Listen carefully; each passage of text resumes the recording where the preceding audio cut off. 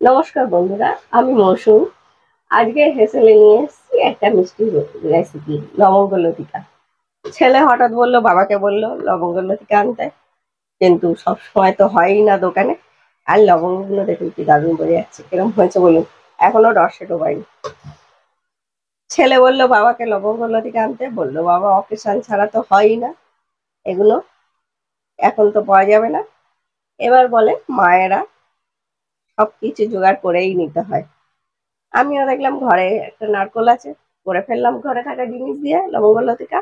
আর শুনুন কিভাবে করেছি, একদম দেখতে হবে। দেখতে হলে ভিডিওটার সঙ্গে থাকতে হবে, পুরোটা থাকার অনুরোধ রইল, নাহলে কিন্তু বুঝতে পারবেন না। আর এত সুন্দর লবঙ্গ লতিকা থেকে আপনারা দূরেই থেকে যাবেন, তাই পুরোটা দেখবেন, স্কিপ না করে।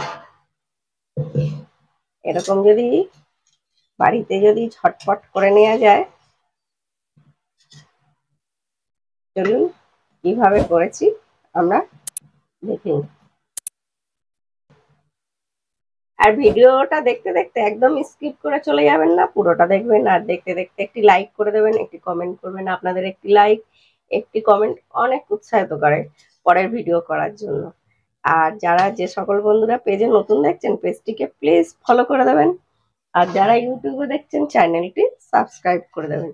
পাশে থাকা বেল আইকনটি ক্লিক করে দেবেন, যাতে আমার ভিডিও এলে আপনাদের কাছে সবার আগে নোটিফিকেশন পৌঁছায়, তার জন্য। আর এরকম নিত্য নতুন রেসিপি দেখতে গেলে দেখতেই হবে মৌসুমীর হেসেল। নারকোলটা কুড়ে নি, নারকোলটা বেশ বড় সাইজেরই, ভালো মোটাও আছে।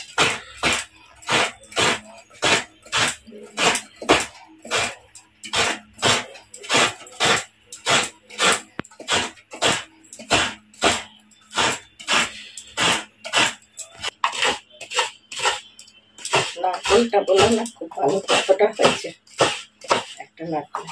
নারকোল আমাদের কোড়া হয়ে গেছে, তো কোড়া হয়ে গেছে। এবার দিয়ে দেবো 10টা কাজু, 10 থেকে 12টা কাজু, আর 4টে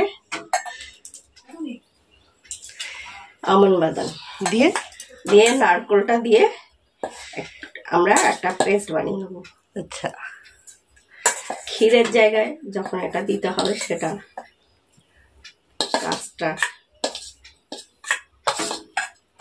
যাতে ভালো ক্ষীরের মতো একটা আসে টেস্ট, সেটা করতে হবে। তো আর দেবো 2টো ছোট এলাচের মধ্যে দিয়ে একটা পেস্ট বানিয়ে।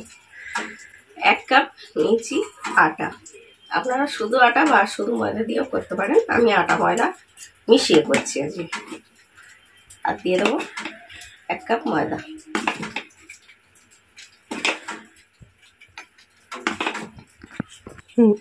এক কাপ ময়দা।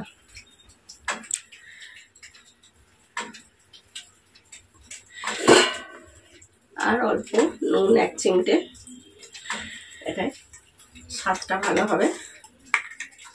আর একটু খাবার সোডা, বেকিং পাউডার নয়, বেকিং সোডা, একদম 1 চিমটে।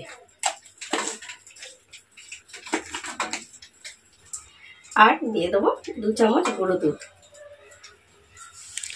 খামিটাও তবে ভালো টেস্ট হবে, ওই জন্য লিকুইড দুধও দিতে পারেন। এগুলো সব একসঙ্গে ভালো করে মিশিয়ে নেব, যাতে সবগুলো একে অন্যের সঙ্গে মিশে যায়।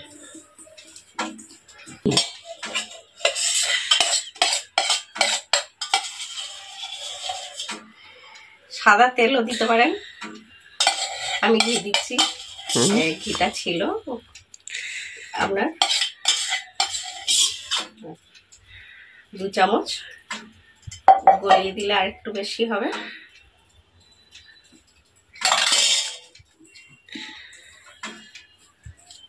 দিয়ে আবারও মেখে ভালো করে ময়নটা মেশানো হয়ে গেছে, এরকম ঢালা হয়ে যাবে। ময়নটা এমন দেবেন তবে খুব খাস্তা হবে। এবার অল্প অল্প জল দিয়ে আমরা মেখে নেব, খুব পাতলা নরম হবে না, ডোটা টাইট টাইট হবে। আর যদি আপনারা সাদা তেল দিয়ে ময়ান দেন, অল্প একটুখানি চেষ্টা করবেন ঘি দিয়ে দিতে, তাতে গন্ধটা সুন্দর হয়। আমাদের মাখা হয়ে গেছে, খুব শক্ত নয়, খুব নরম নয়। এটা এখন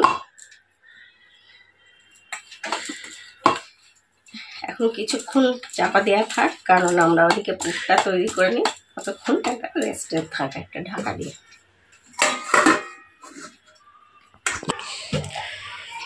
আমাদের দেখুন নারকল আর কাজু বাদাম পেস্টটা হয়ে গেছে, এরকম পেস্টটা হবে। এমনি শুধু নারকলটা দিলে বড্ড নারকল বোঝা যাবে, তাই দিয়ে দেবো এটায় 2 কাপ চিনি। একটা শিরা তৈরি হবে।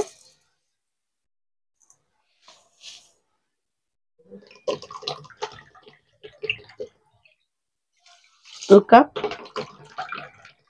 জল, কারণ এটা শিরাটা খুব গাঢ়, শিরাটা বসিয়ে দিয়েছি। এটা ওদিকে করে দেবো, দিয়ে আর এদিকে আমরা পুরটা তৈরি করে নেবো ততক্ষণ।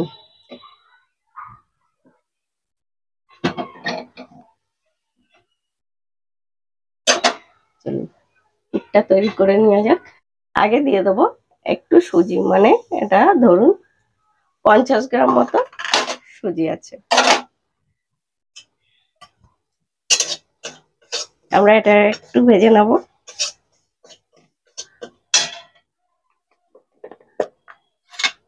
আর দিয়ে দেবো একটু ঘি, ঘিটা দিয়ে ভাজবো।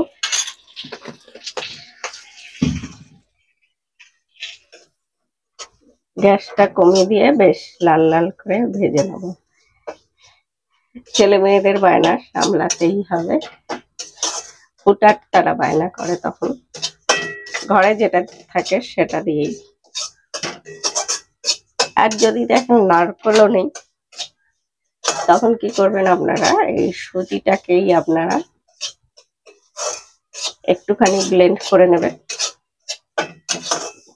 মিক্সিতে, দিয়ে ঘিয়ে লাল লাল করে ভেজে, সঙ্গে নিশ্চয়ই একটু কাজু বাদাম পেস্ট করে দেবেন। দিয়ে এটা ভালো একদম একটু দুধ দিয়ে কষে নিয়ে পুরটা বানিয়ে নেবেন, ওটাও ভালো হয় খেতে। সুজিটা দেখুন বেশ একটা কালার হয়ে এসছে, গ্যাসটা কমানোই আছে। এবার দিয়ে দেবো ওই নারকেলের পুরটা। নারকেলের যে পুরটা আমরা করে রেখেছিলাম সেটা আমরা দিয়ে দেবো। আর আমাদের লাগবে এখানে কিছুটা দুধ। দেখুন 1 কাপ দুধ, আরো 1 কাপ লাগবে আমাদের, মোট 2 কাপ দুধ আমাদের দিতে হবে।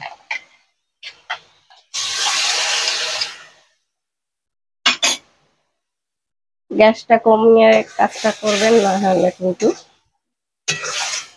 এদিকে দেখুন আমাদের চিনির শিরাটাও হয়ে গেছে। যেহেতু আমি আজকে অনেকটাই করছি, যে 2 কাপ নিয়েছি, 1 কাপ আটা 1 কাপ ময়দা, তাই জিনিসটা অনেকটা বেশি হবে। বেশ আঠালো ভাব হয়ে গেছে। হ্যাঁ, বুঝতেই পারবেন, তখনই আপনাদের শিরাটা বুঝবেন হয়ে গেছে, কারণ এটা কোনো তারের কোনো ব্যাপার নেই, চটচটে একটা ভাব হবে। চিনির রস দেখলেই বোঝা যায় হয়ে গেছে আমাদের। এটা একটু ঠান্ডা হলে আরো চটালো হয়ে যাবে। তারপর দুধ দিয়ে দিলাম, আমরা 2 কাপ দুধ দিয়েছি। এবার একটু গ্যাসের ফ্লেমটা একটুখানি বাড়িয়ে দেবো, একদম লোয়ে রয়েছে, যার জন্য বললাম। আর দিয়ে দেবো চিনি, মানে 100 গ্রাম চিনি লাগবে।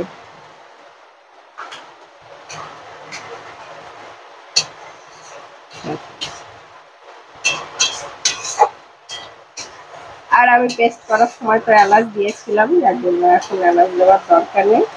চিনিটা কিন্তু যখনই আপনার গলতে শুরু করবে তখনই দেখবেন নরম হয়ে যাবে। একটুখানি নুন দেবো, এটাও দেখবেন যেমন অনেক জিনিসের চিনি দিলে আপনার ব্যালেন্স করে খাওয়া রান্নাটা, এটাও সেরকম সুন্দর একটা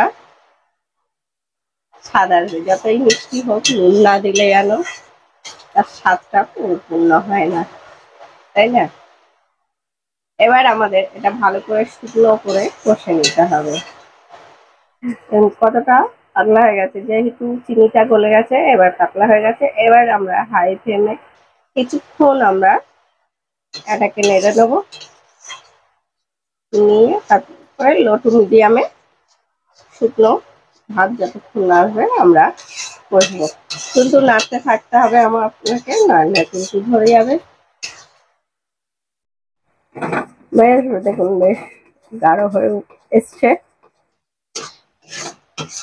আর একটু শুকনো করা আমাদের দরকার, আর একটুখানি আমরা শুকনো করে নেব।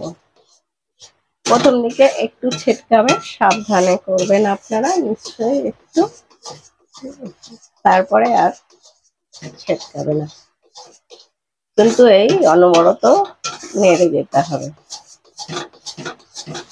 পুরটা রেডি হয়ে গেছে দেখুন। ঠান্ডা হলে আর একটুখানি আপনার টেনে যাবে, তাই আমরা ঠান্ডা হওয়ার জন্য একটা জায়গায় ঢেলে নেব। এরকম একটা থালায় আমি নিয়ে নিয়েছি ঠান্ডা হওয়ার জন্য। দেখুন ঢেলে নিয়েছি, কতটা হয়েছে, অনেকটা হয়েছে। ওই জন্য বলে একটু বেশি করলে, আর যদি অল্প করেন তো কোনো ব্যাপারই না। ওইদিকে পুরটা তৈরি হয়ে গেছে, আর এদিকে এটাও ভালো হয়ে গেছে। একটুখানি আর একটুখানি আমরা মেখে নেব, নিয়ে ছোট ছোট লুচির মতো লেচি কাটতে হবে। আমরা যেরকম লুচি করি ঠিক করো।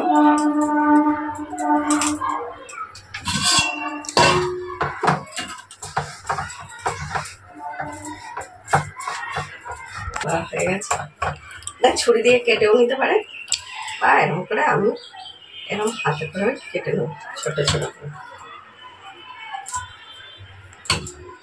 মানে ঠিক লুচির লেচিগুলো যেরকম হয় একটু ছোট ছোট হবে। আর বড় বড় করলে আর একটু বড় করবে।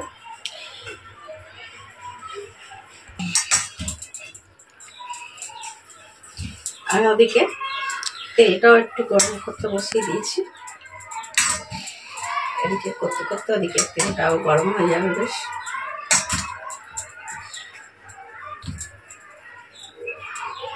এটা হয়ে গেছে।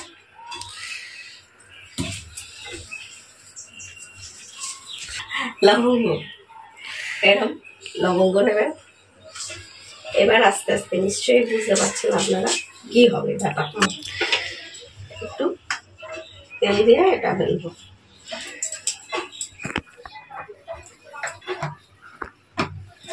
লুচির মতো বেলে নেবে।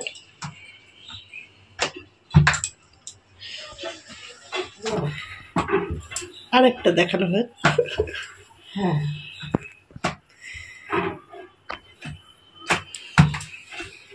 দেখে নিন আপনারা। এরকম খুব মোটা করবেন না,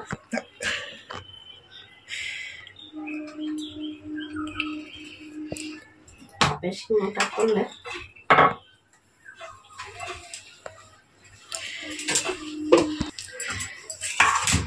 এবার পুরটা কিন্তু এখনো খুব গরম, তাই আমি একটু চামচের সাহায্যে দিচ্ছি। খুবই গরম। পুরটা যতটা বেশি দেবেন খেতে ততটাই ভালো লাগবে।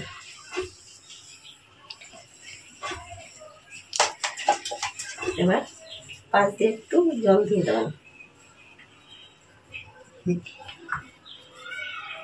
মানে তবে ভালো আটকে যাবে জিনিসটা।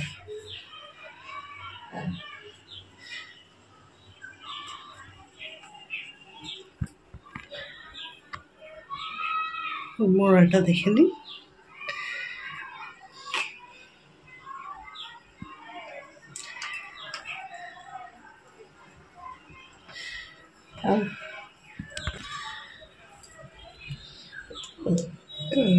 এই একটা মুড়লাম, মুড়ে আর এবার লবঙ্গ দিয়ে দেবেন এরকম। আর একটা দেখে নিন আপনারা। আর একটু ঠান্ডা হলে ভালো হতো পিঠটা।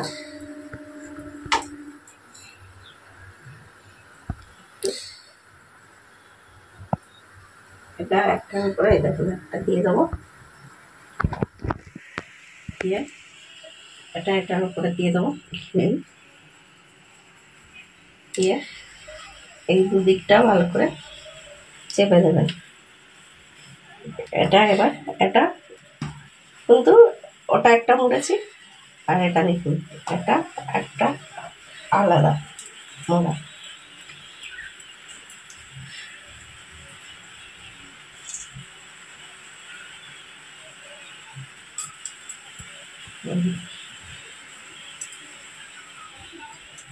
এভাবেই সব কটা করে দিন।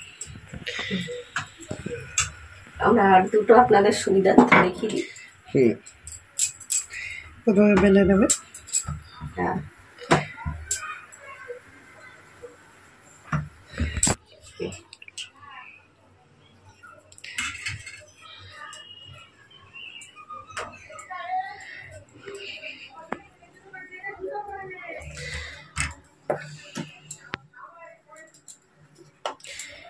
প্রথম যেভাবে মুড়েছিলে সেটা আরেকবার বলে দাও। এরকম এদিকটা ধরবেন, এর উপরে এরকম দিয়ে দেবেন, এটা তার উপরে দিয়ে দেবেন, দিয়ে ভালো করে চেপে দেবেন। জল লাগানো আছে তাই ভালো আটকে যাবে, একটু জল দিয়ে দিলে এটা এর উপরে দিয়ে এটা টেনে নিয়ে, খুবই সহজ ব্যাপার মনে হয় আমার।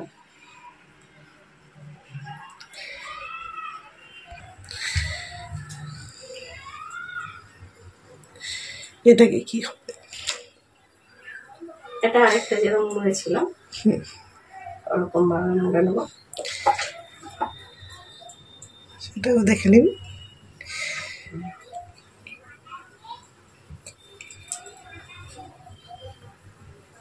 প্রথমটা তো একইভাবে যে পুরটার উপরে এদিক দিয়ে আর ওদিক দিয়ে নিয়ে আপনারা এবার এটার কি করতে হবে, এই যে পুরের জায়গাটা এরকম ভালো করে চেপে দিতে হবে হাত দিয়ে, দিয়ে এটা উল্টে দেবেন, দিয়ে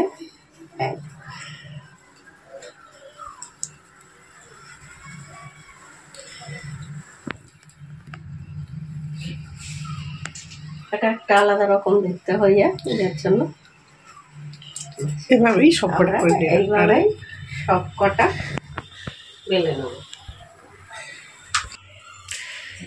আমরা সব এরকম ভাবে মুড়ে নিয়েছি কটা, দেখুন সব একইভাবে মুড়বো। এবার একটু এই কটা ভাজতে বসিয়ে দিই। আমাদের দেখুন মোড়া হয়ে গেছে, আর তেলটা খুব বেশি গরম করবেন না, হালকা গরমে দেবেন।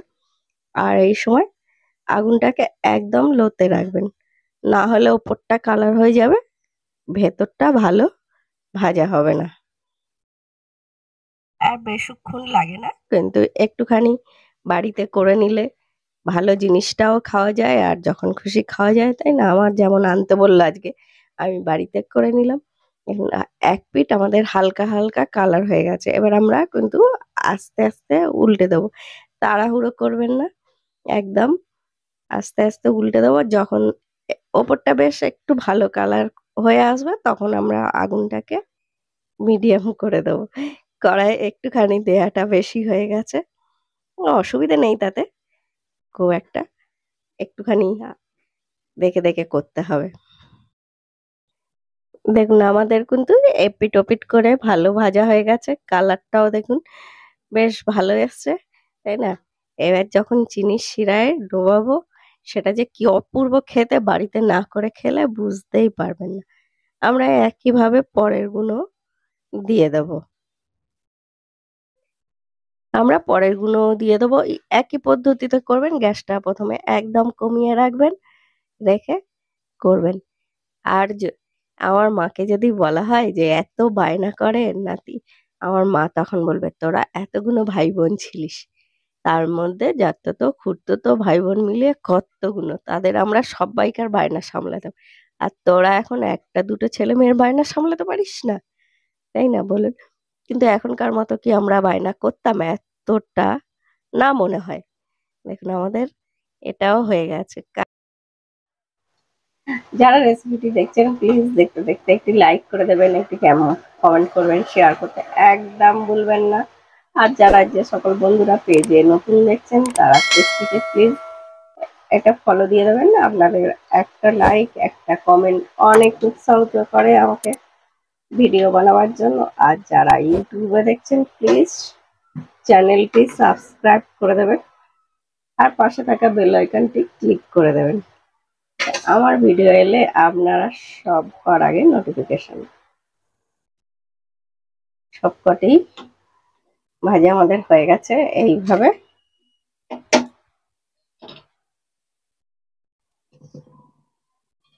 আর রসে দিয়ে কিন্তু বেশিক্ষণ রাখবেন না, একদম আমরা শিরাটা বেশ গরম গরম রেখেছিলাম সেই অবস্থায় দিয়ে দিয়েছি। দিয়ে 4 থেকে 5 মিনিট রসে ডুবিয়ে রাখবেন, রেখে তুলে নেবেন, না হলে বড্ড ভিজে যাবে, বেশ মচমচে ব্যাপারটা আসবে না। আজকের মতো মৌসুমীর হেসেলের রেসিপি এই পর্যন্ত থাক। আবার ফিরে আসবো কালকে অন্য কোনো রেসিপি নিয়ে আপনাদের সঙ্গে। সবাই সুস্থ থাকবেন, ভালো থাকবেন। বৃষ্টি হচ্ছে মাঝে মাঝে, আর ভালো ভালো খাবেন।